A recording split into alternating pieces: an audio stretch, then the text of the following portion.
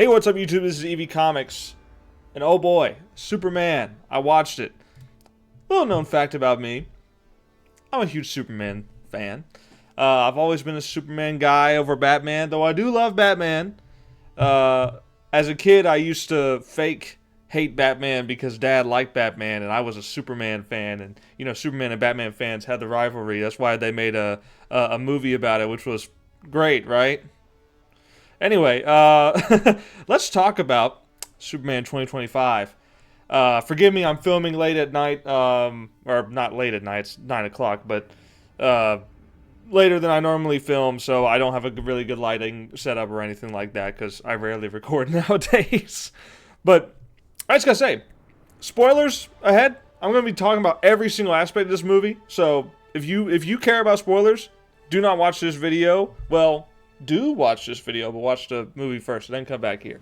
Anyway, Superman is a generational comic book film.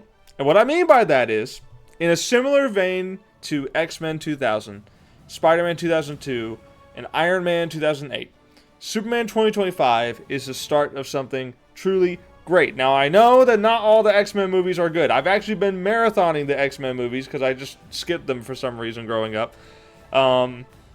And I really liked X-Men 1, 2, First Class, and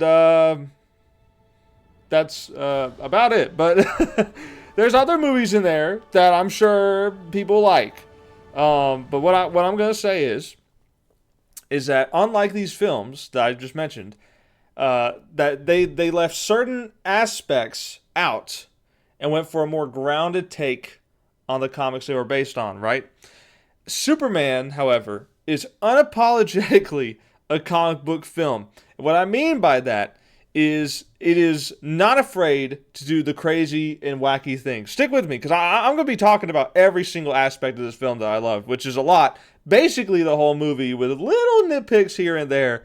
But most of that is, I feel, subjective. So, this movie is not going to be for the normie. I'm just going to tell you right now. There's going to be a lot of normies that walk into this, and they're going to be super confused and, like, super just you know, unaware of all the stuff that happens in this movie is based in the comics and everything like that. There's a lot of stuff in here. And I'm not saying this movie is like a one-to-one comic adaptation, but it adapts so much stuff so seamlessly, so perfectly for this film's tone. It does a really good job. It is a very, very wacky, crazy adventure. So you got stuff like Metamorpho, Luthor casually explaining how he made a pocket dimension to imprison people and creatures he doesn't like, a tiny dragon that grows to a kaiju in a night.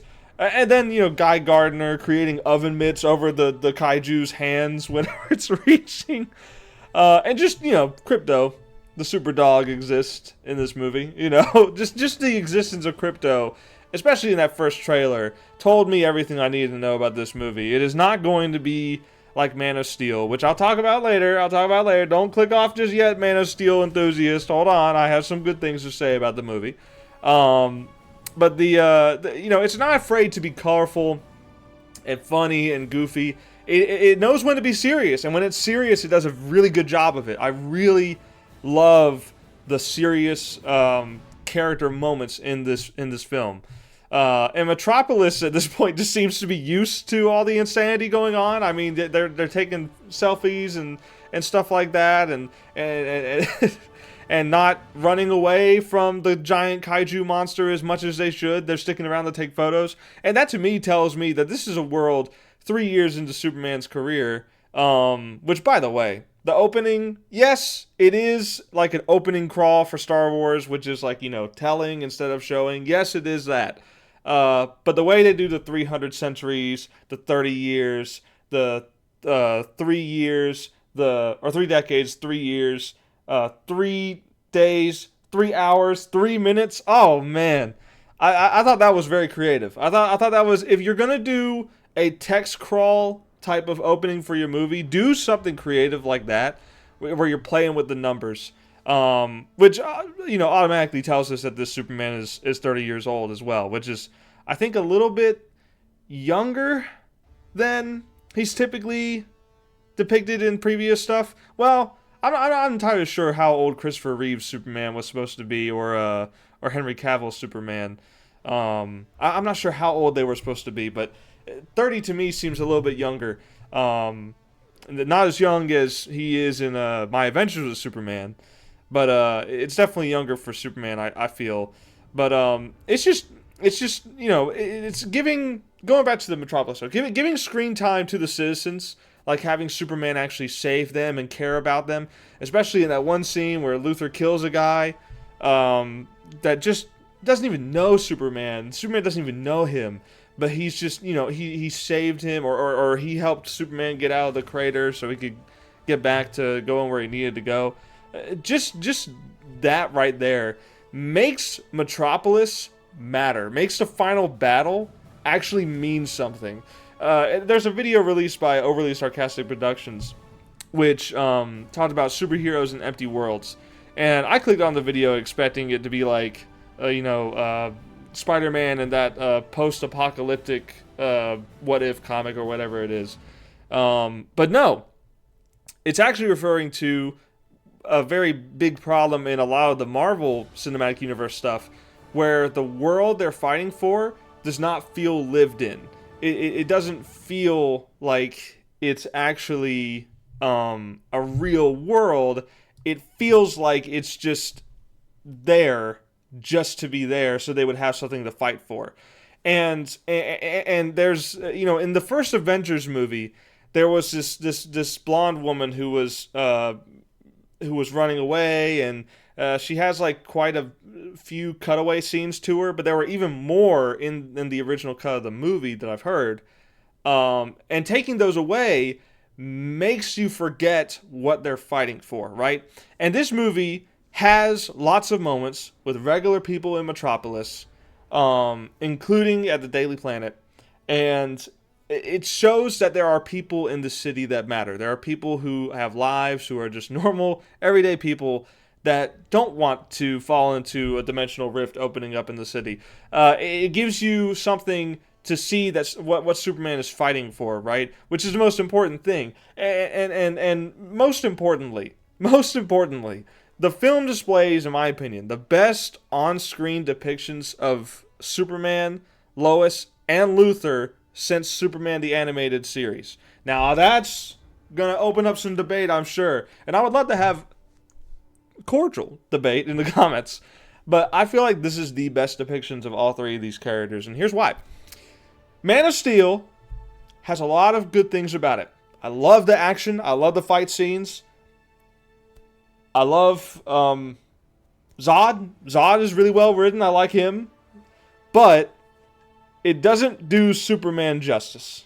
Alright? It does not do the character of Superman well, in my opinion. Because the most of the movie is spent him fighting people, or debating if the world even needs a Superman or something like that. And to me, I don't feel like that works for Superman as well as this movie handles him. For instance, he saves a squirrel. Enough said, right? He saves a freaking squirrel from getting stomped by the kaiju, which I feel like is peak Superman. That is 100% peak, like, most accurate Superman, exactly what I want Superman to be. Someone who can't even let a squirrel get squished by something. To me, that is perfect Superman. There's also a moment in the Justice League animated series that I love, where it's a Christmas episode, and it has the same vibe as this, where Clark's parents are talking to Martian Manhunter, saying they used to put lead in his presents so that he couldn't see through them.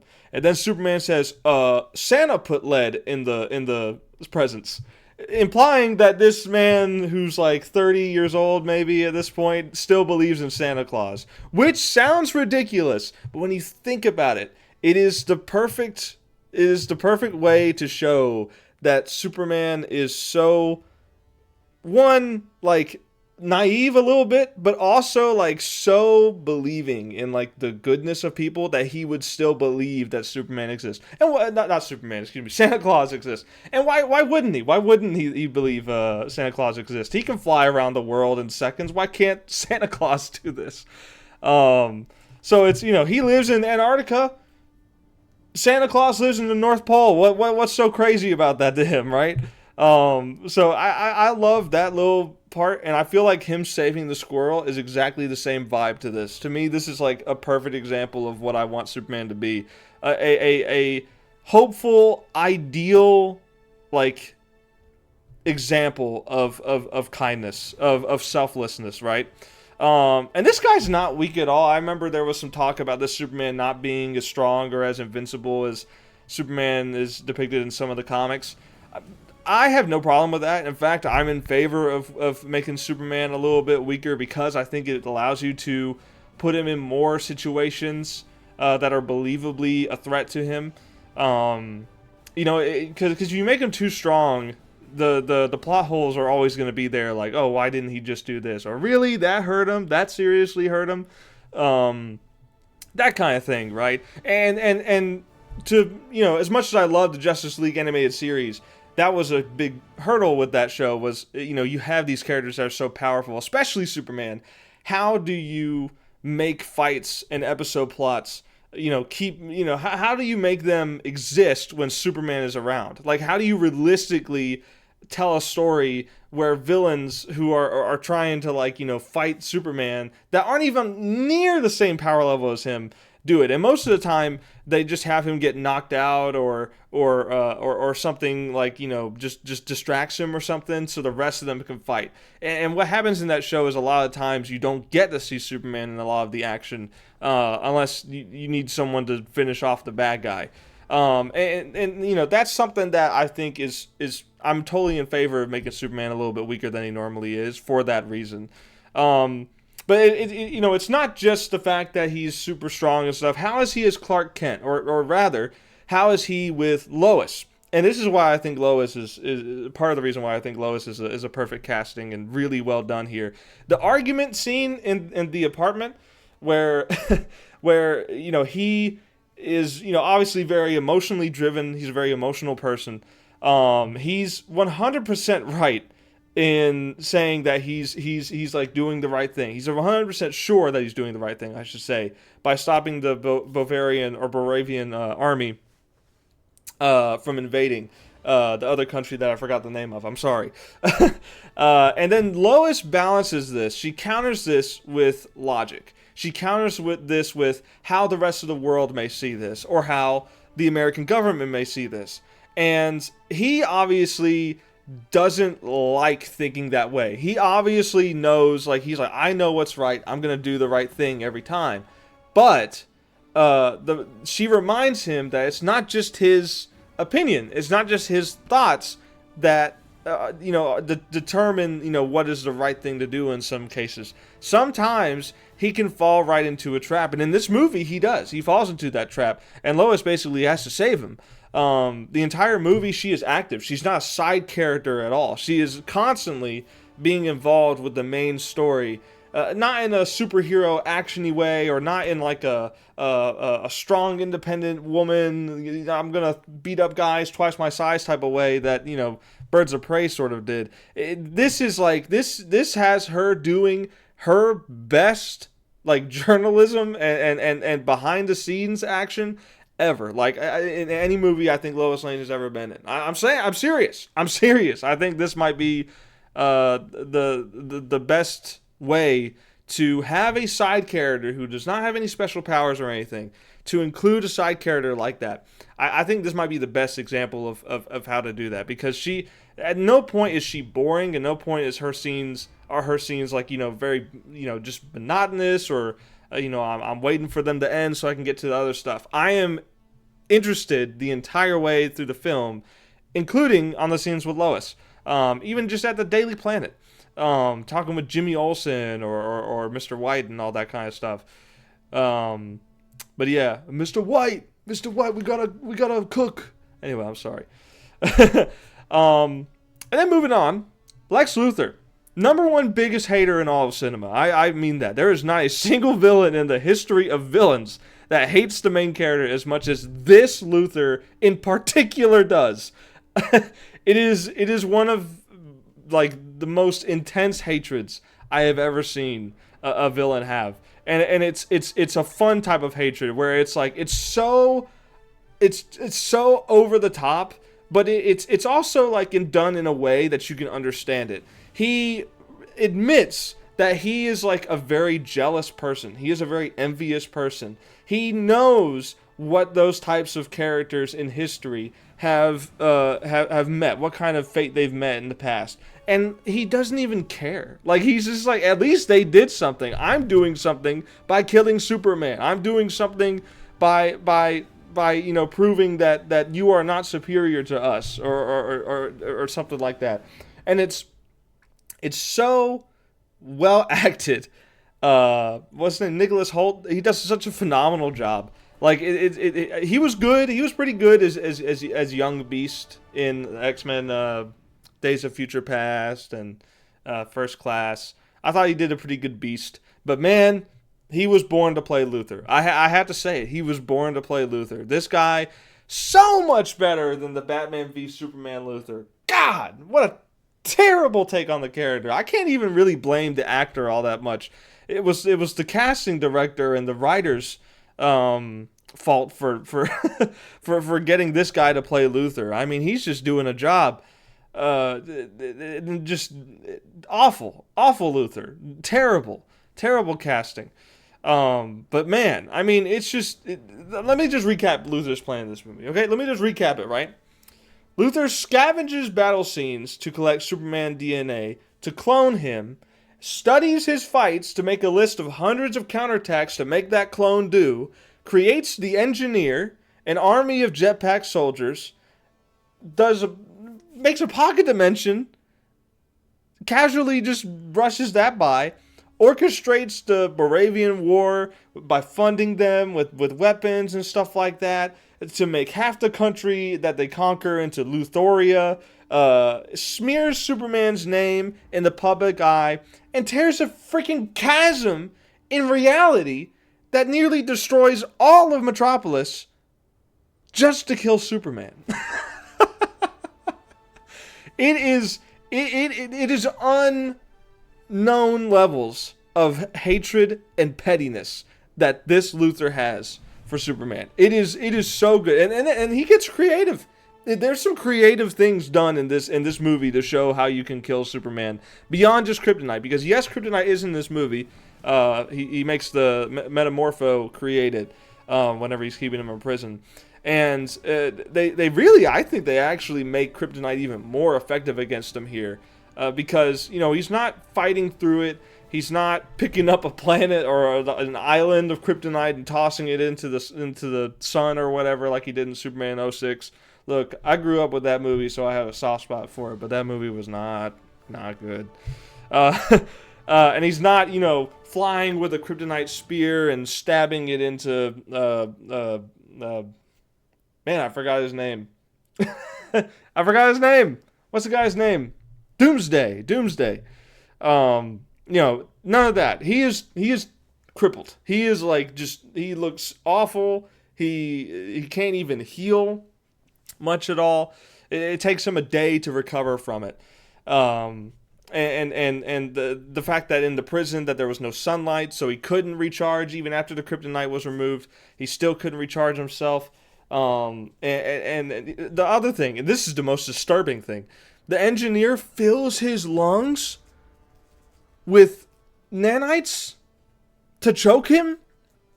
Awful way to go. And the scene where he's like puking the stuff out. Oh God, it's so gross, man. I recoiled. I physically recoiled. I was like, oh God. But man. And besides just that, let's move into the fights, right? Let's move into the fight scenes.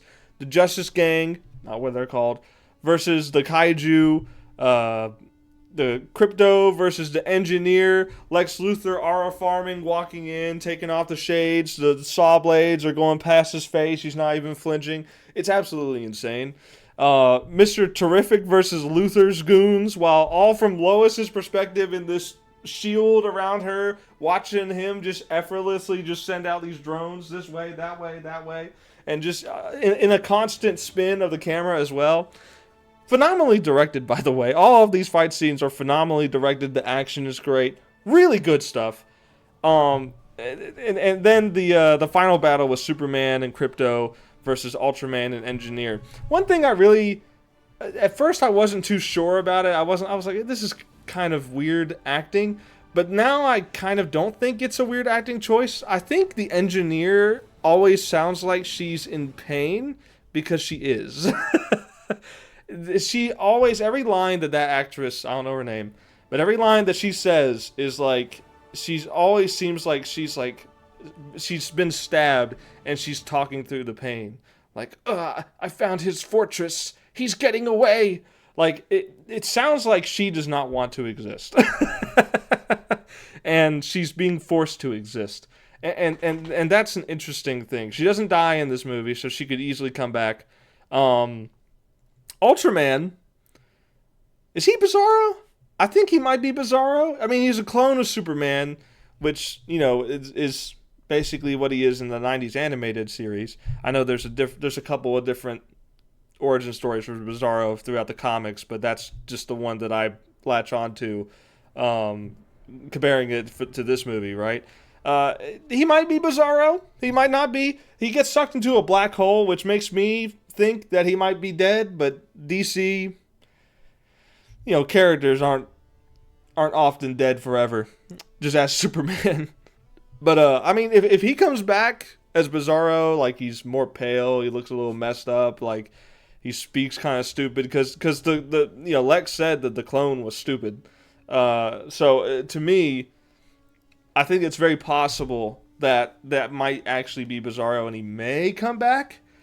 I'm just not sure how they would do it. I'm not sure how you recover someone from a black hole. But DC, I'm sure, would find a way to do it. DC has probably already found a way to do it in the comics, just that I don't know or remember. And then even the fight scene with Ultraman is basically a callback to the Chew Toy thing, because Krypto, whenever he helps save Superman and Metamorpho from the pocket dimension, he's chewing on Mr. Terrific's drones, the spheres, the T-spheres, as he calls them. And in the final fight scene, he's chewing the drones that Luther is using to watch the fight, so he can instruct Ultraman what moves to use, because he's mapped out hundreds of moves, and that was a good callback. I thought that was a great callback to it was funny. It was great. It was just a good callback to a scene previously.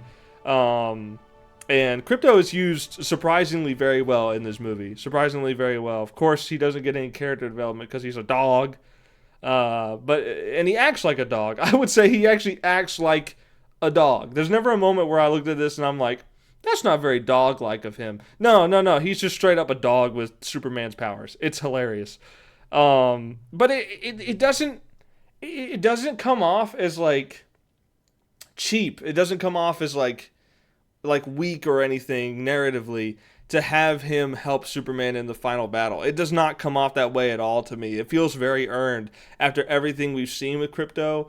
You know, it didn't feel bad at all. And the CGI was pretty good. Now you can, you know, a guy like me, I can look at it and I'm like, okay, that's a CG dog.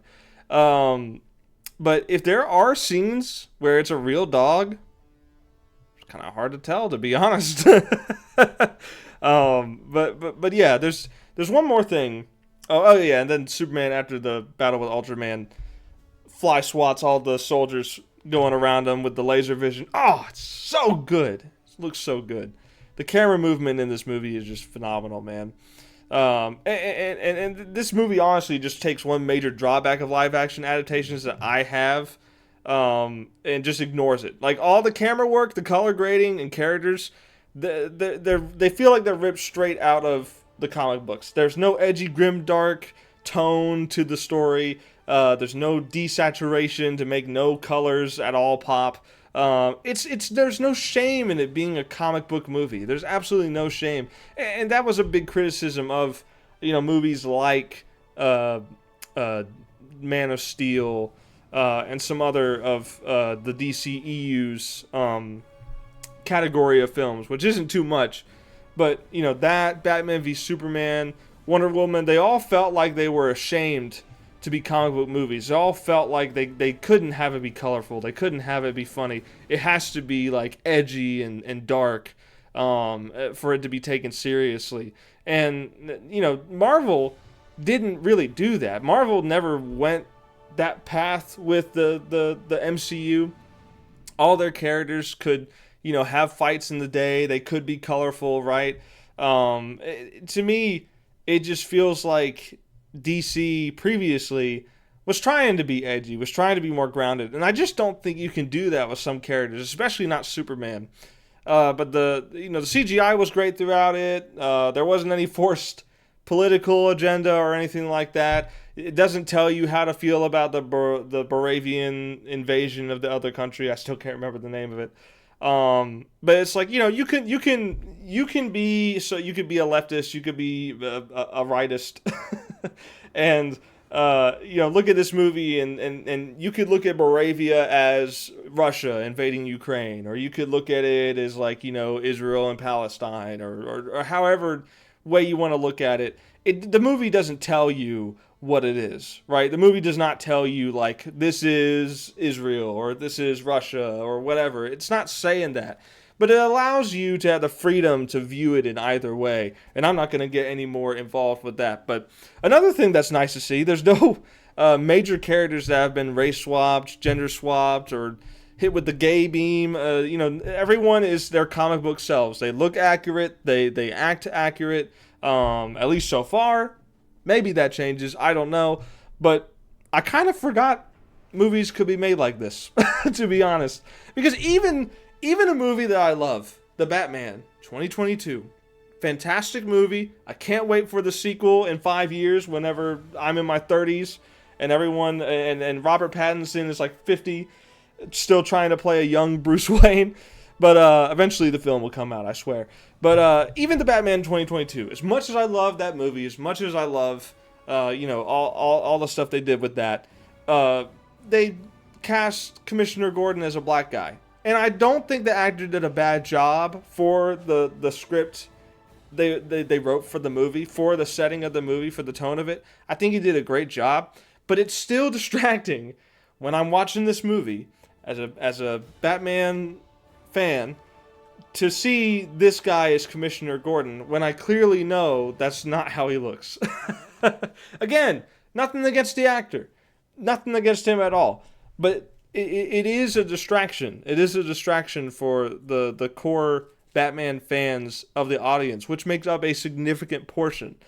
It's a great movie. That's one of the few minor things I honestly have to deal with it. And the only character that I could tell has been swapped, and maybe there's some that I just didn't notice. The only character I can really tell that's been swapped is White, the guy who, which is ironic, the guy who runs the Daily Planet.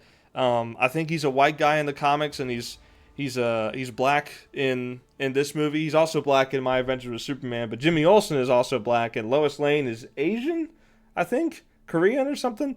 Yeah.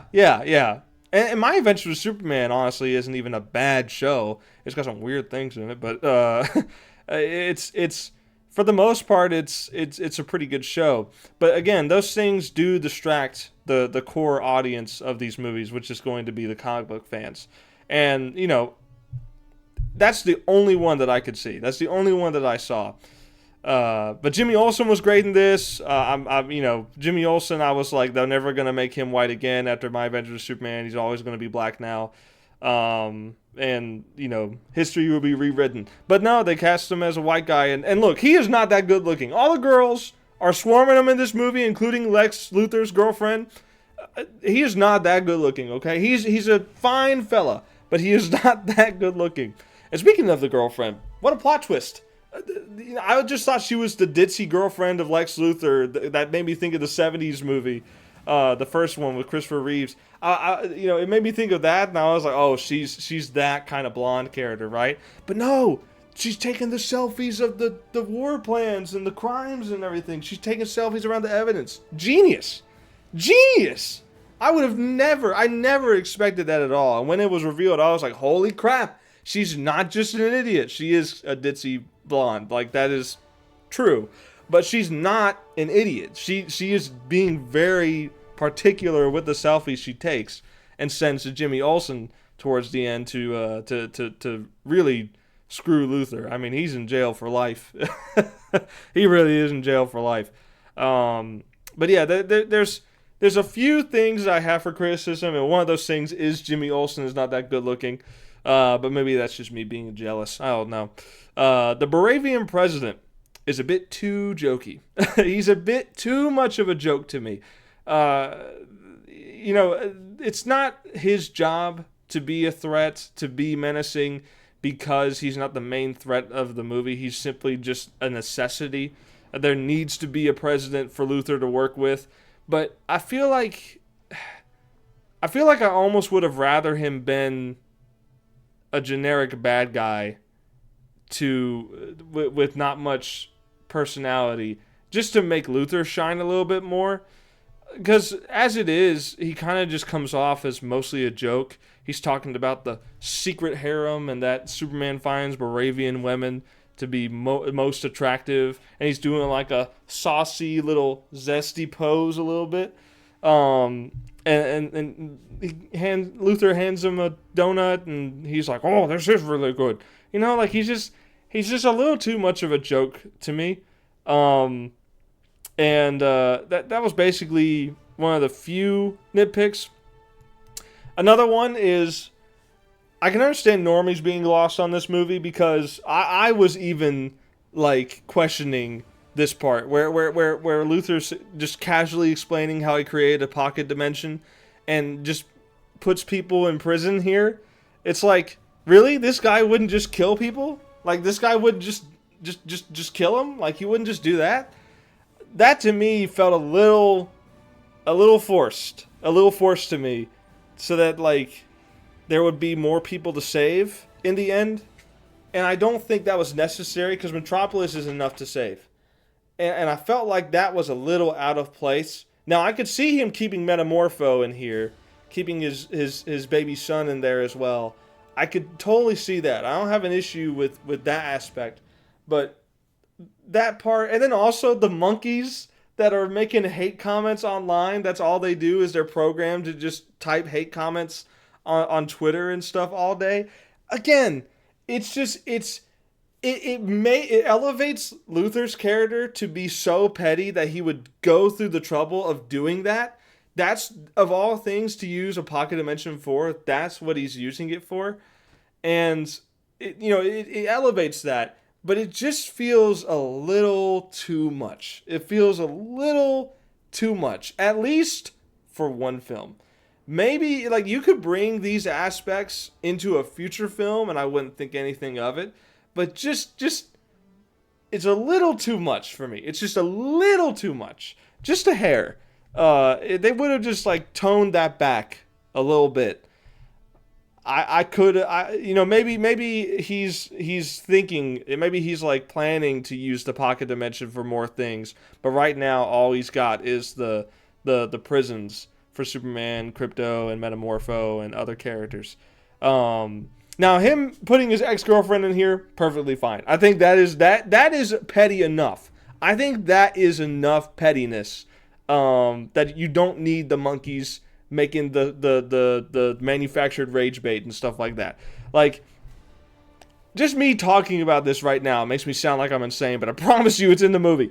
It's just, I don't know. I feel like it was just a little bit too much. But besides that, the score, you've been listening to it the whole time. When the flag gets lifted and that guitar starts, this guitar right here starts getting played.